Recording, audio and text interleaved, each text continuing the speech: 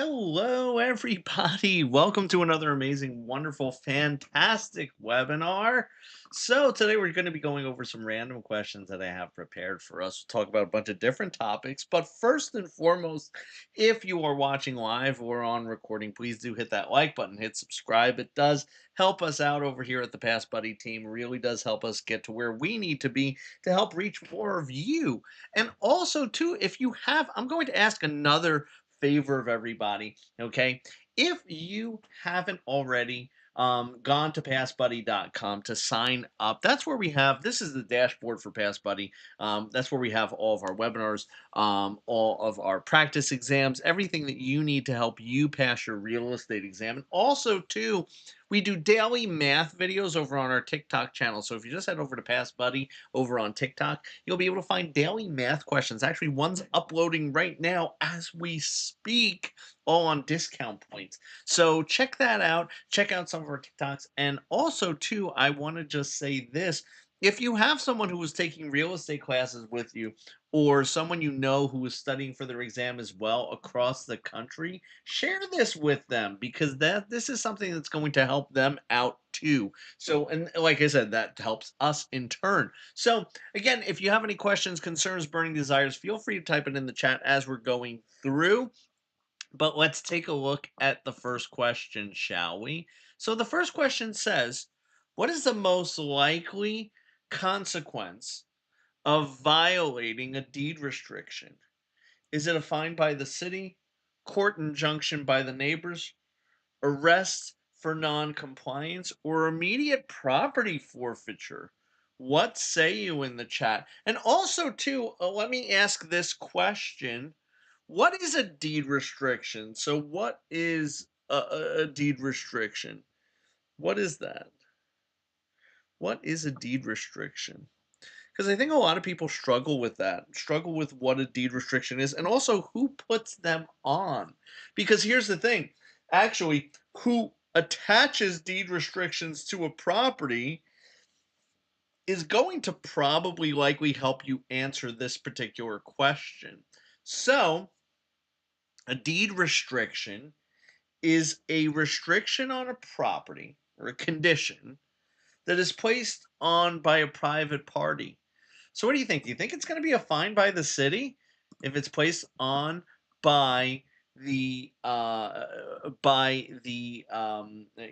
a private party? No, a court injunction by the neighbors is likely what's going to happen. So here's what it is. Again, it is a condition that is going to be placed on by private individuals. So now, listen to what I'm going to tell you. Is it going to be placed on by the neighbors? Likely not. It's not something that is placed on by the neighbors. So, why is the most likely consequence going to be an injunction by the neighbors? Well, what happens is this, okay? It's not immediate property forfeiture, right? Because it's a situation where the court would have to actually, go ahead and basically go through a process to actually have you lose your property, okay? So it's not something that's just going to happen, right?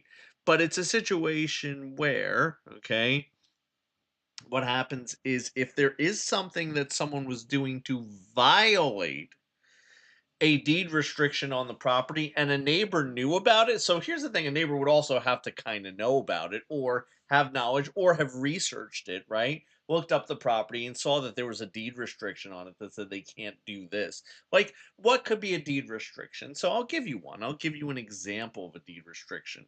And now this one, you might sit there and go, oh, that sounds pretty far fetched. But this is, as long as it's legal, it's allowed, even if it's silly. Okay.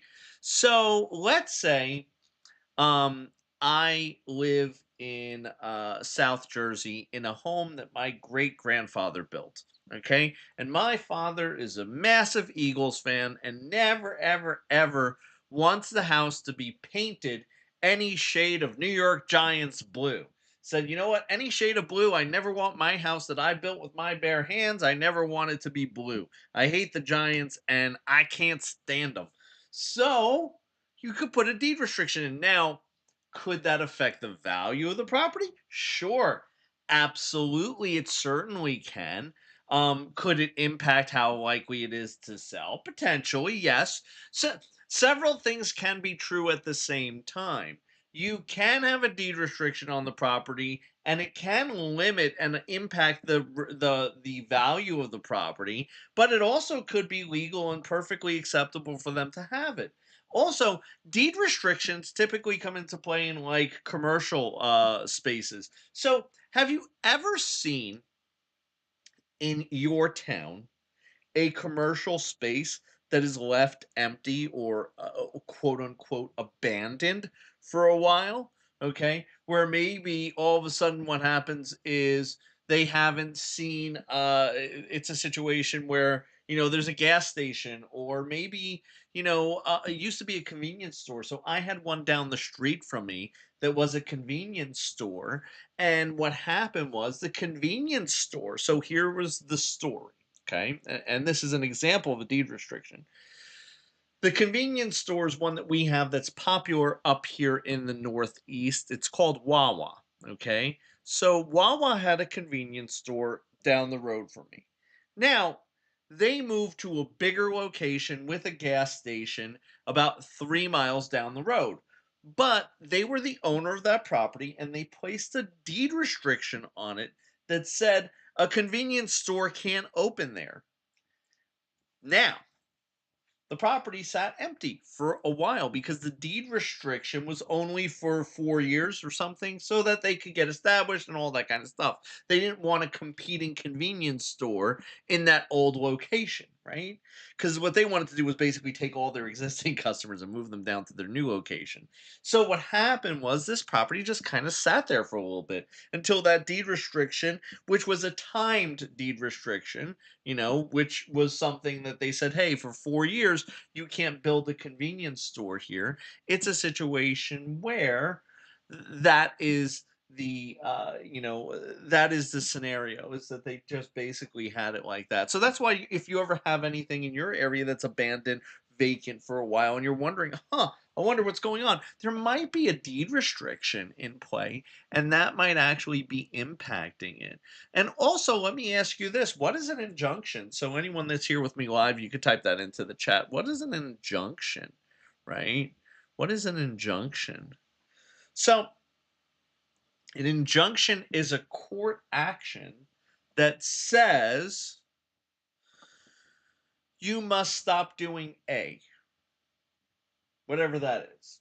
Okay. So if the deed restriction, looking at it as the painting of the house can't be Giants blue, right?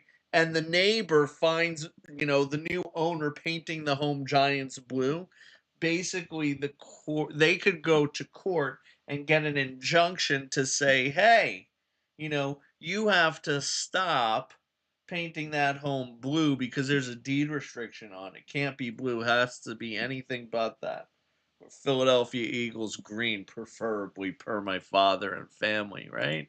So that is the situation there. So, and I think that we covered, a good amount on deed restrictions. So let's keep it moving. Let's keep it grooving, shall we? And remember, hit that like button, hit subscribe. It really does help us out. This one says, which governmental body is responsible for updating a community's master plan? Is it the Environmental Protection Agency, the Homeowners Association, the local government, or the federal zoning board? So, who is going to update a community's master plan? Okay, master plan, that basically shows what percentage of government, what percentage of commercial properties there will be, residential properties, things of that nature, right? Things of that nature. So, what do you think there in regards to that? Do you think it's a federal zoning board? Do you think that? No, what about the local government? Because here's the thing, every town is different, okay? Every single town is a different master plan, okay? So think about this, if you took two towns in the country, right? And you said, okay, New York City and Neptune, New Jersey. So Neptune, New Jersey's a place where I have one of my houses. And actually, A little trivia for you. Do you know what famous actor, Academy Award winning actor, is from birthplaces from is Neptune, New Jersey? There's only one famous actor from Neptune, New Jersey that was born and raised. Actually, one of the most famous. Um, and what happens is this. So the difference between what Neptune, New Jersey looks like and New York City, right, is totally different because in New York City, the master plan allows for skyscrapers, allows for there to be more densely populated areas. Do we have skyscrapers in Neptune, New Jersey? Nay, nay. Nay, nay. We don't even have many multifamily homes. Mostly single family homes. Why? Because the master plan is different. Okay. The master plan is different. So, who's a famous actor that was born and raised in Neptune, New Jersey? Was Jack Nicholson. Jack Nicholson is that famous actor. And actually, one town over, okay, one town over is Asbury Park, and there was a famous actor that was from Asbury Park, and that is Danny DeVito. So that a little trivia for you about the Jersey Shore and where I'm from. So that being said, let's keep it moving. Let's keep it grooving, shall we? So Tom wants to sell his gas station in a rezoned residential area. What should he advise the buyer to do? Should he advise them to convert the property before selling, seek legal counsel, speak with the zoning department, or assume the use is grandfathered in? So what say you? What say you in the chat? So here it is. It's a residential area, right? So it's zoned residential, but clearly Tom has Tom has what was I gonna say? A gas station there. So he has something commercial. He has something commercial. Okay. So what does he have to do? Does he have to convert this property? Speak with legal counsel? That's always a good one. Okay. He should speak with the zoning department. So some of us said, hey, assume that it is grandfathered in. So here's why. Here's why you can't assume that it is grandfathered in or has a non-conforming use because it could be also spot zoning, okay? Meaning that there was so let me explain to you what spot zoning or like a special permit might be, right? So the situation is this. Sometimes there are certain communities and the zoning and local government that would say this, okay? Hey, we have a need as a community for X, right? We don't have this, and we have a need for this.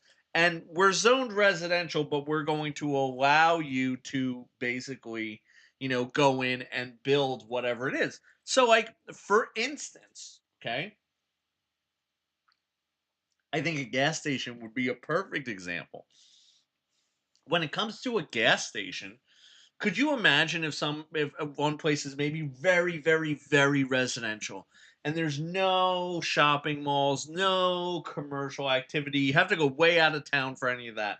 But then what happens is they allow for special permit or spot zoning for there to be a gas station, something like that. That's a situation where bottom line is this, okay? Bottom line is that would be a perfect example of that. Now, what would be the difference between spot zoning, past special permit, and having a grandfather clause? Because I think there's an important difference here because there could be a non-conforming use, right? And I want to talk about the difference between spot zoning and the non-conforming use because in the situation where something were to happen with the gas station, okay? So let's say I'm buying Tom's gas station and it's grandfathered in. So it's a non-conforming use. So basically this was all once commercial, but now is residential. It's been downzoned, okay? It's a situation where now let's say a tornado comes and tears up the whole gas station. With a non-conforming use, I cannot rebuild the gas station. So that might be a risk that I don't want to take as a business owner. I don't want to take that risk, right? But if it's spot zoned or a special permit Maybe I am willing to go ahead and do that. Maybe I am willing to go ahead and do that, because if the tornado comes in and rips it up with spot zoning or special permit, I could rebuild it. Okay, I have the right to do that. So, any questions, concerns, burning desires with any of that? Yes, no, maybe so. So, let's go ahead and take a look at the next question. Next question says, when a property owner refuses to sell for public use, the government can force the sale through what action? Condemnation, non-conforming use, escheat, or police power. So what action can they take? This is the action. Keep that in mind, okay, when answering this question. Okay, they're asking for that because here's the thing, the government has certain rights, okay, certain powers, the government powers, right?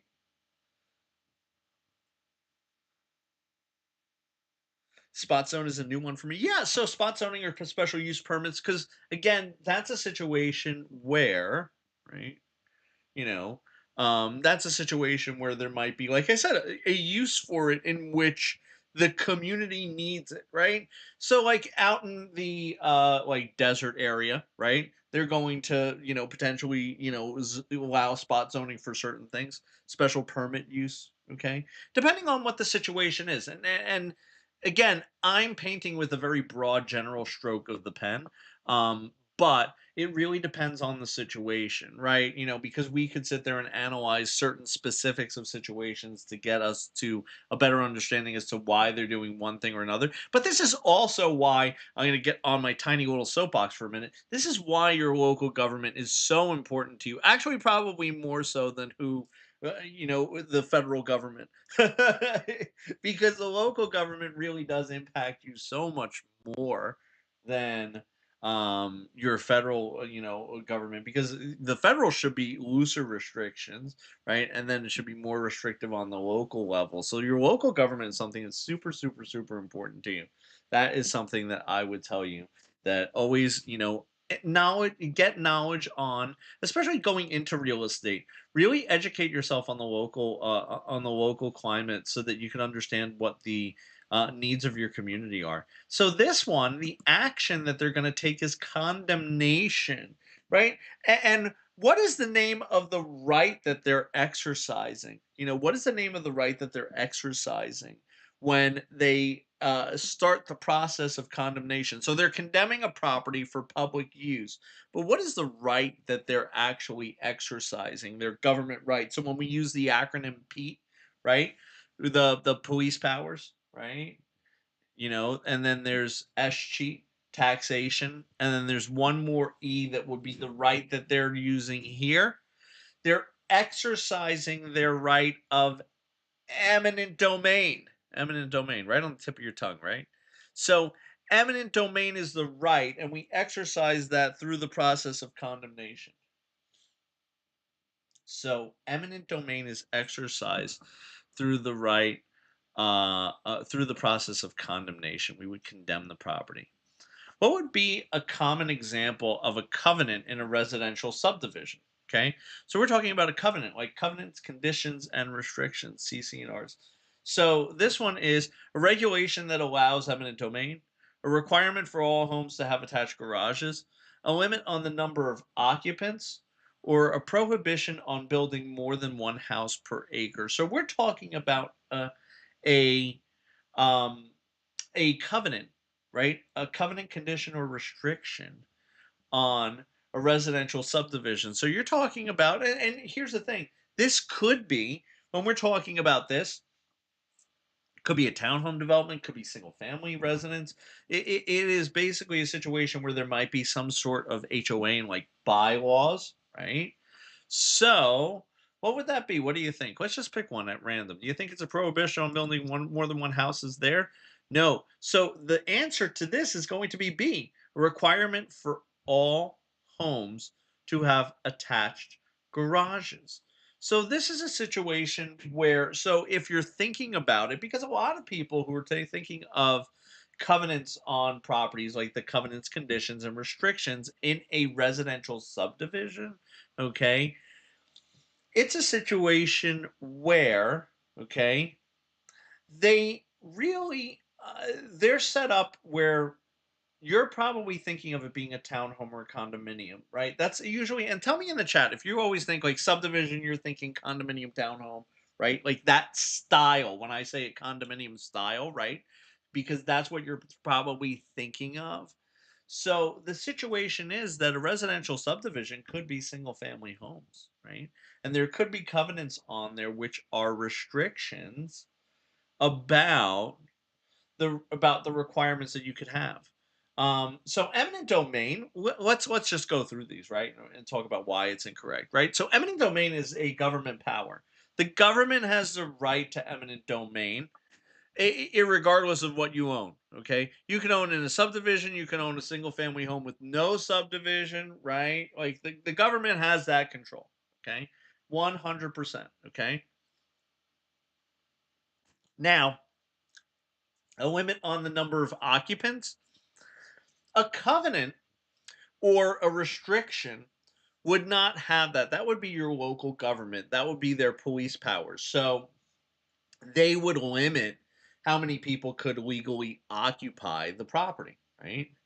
Also, they would control zoning, right? So zoning would say, okay, you can build more than one house or you can't, right? But there can be a covenant that that all homes must have attached garages, okay? Meaning that you can't just take down the garage, because think about this, right? You ever go through a community where you see all of them are very similar? And actually, what's really funny is this. I'm going to kind of go through one of the principles of value, right? So it goes like this. The reason we have covenants and restrictions, or CC&Rs, in residential subdivisions is to make sure that properties conform, the principle of conformity. When all things are similar or in harmony with one another, we see the highest value that we can have on a particular property. Okay, so what happens is this: if you're going down a street and you see a mishmash of all different types of houses, all different styles, okay, then what happens is the individual properties will not achieve the highest value that they possibly could have, okay, as opposed to when they're all in harmony. So if every single one has a garage, you're going to see the highest possible value. That's why it creates a situation where there's more conformity in the community than there is, dissimilarities or things that are different with one another. Okay, so that is the situation there. So let's keep it moving. Let's keep it grooving, shall we? So let's look at the next one. Alex is buying land that may be contaminated. Okay. What is the best course of action before completing the purchase? Seek an abatement contractor, request a zoning variance, ignore the contamination, or perform an environmental audit. So, what say you in the chat? What say you in the chat? So, like the houses and military bases. Military bases are really unique. Actually, you know what's funny is, well, not funny, but something I want to tell you that I do mention this a lot. And I'll get back on my little tiny soapbox again. One of the classes that I teach that I think has an immense amount of value is the military relocation professional certification that's provided through NAR. I actually teach that course. I think it's absolutely one of the best, best courses you could take as a real estate professional. I think that it's one that every single real estate professional should be taking. They should be educating themselves about, because the more value that you could bring to veteran customers and military families, they are typically, generally speaking, they are not aware of all the benefits that they could take advantage of and all the things that are offered to them as a member of our armed forces, right? So it's a situation where I always say that that is really an area where your knowledge and expertise could really truly help benefit someone, and it's something to really elevate yourself and think about, when you're getting into this career, because that's something that I always really do push. I push educating yourself so that you could help your clients be in the best situation they could be in. So, what do you think? Perform an environmental audit? Yeah, absolutely 100%, right? Because what happens is this: the audit will then allow for you to know and understand what kind of contamination we have so that you can know and understand what should be done and that you could assess what's going on. We need to have some sort of environmental audit. There has to be something in regards to that, right? There has to be something in regards to an environmental audit done where you basically say, okay, here is the situation, here's what we're looking at. Then you could basically, as a purchaser, right? As a purchaser, understand what it is that you're getting into and also help yourself with that. So, now let me ask you this before we wrap up for today. Are there any other questions, concerns, burning desires, anything that you want to mention? We have all of our webinars are up on the YouTube channel as well as over at passbuddy.com. So, if you haven't already, like I said as earlier today, check us out over at passbuddy.com. That's where you have all our practice questions, our community, tutoring, our upcoming crash courses, study videos, and we're going to be adding more to this as we're moving along. We're actually talking about adding a podcast, audio content, so that you can go in there and have an audio library right there in the site in the members dashboard. So do head on over, check out passbuddy.com. Also, I'm literally as we speak, I'm watching the upload tracker. We are uploading our daily math videos over on our TikTok channel, so you can go type in Pass Buddy over on TikTok, and we'll be able to share that content with you. And you can check out all the math questions that we're doing over there. We're going to be doing math at the end of this week, too. So mark your calendars. And remember, hit that like button, hit subscribe, sign up for notifications. And I will see everyone real soon. Have a great one, everybody.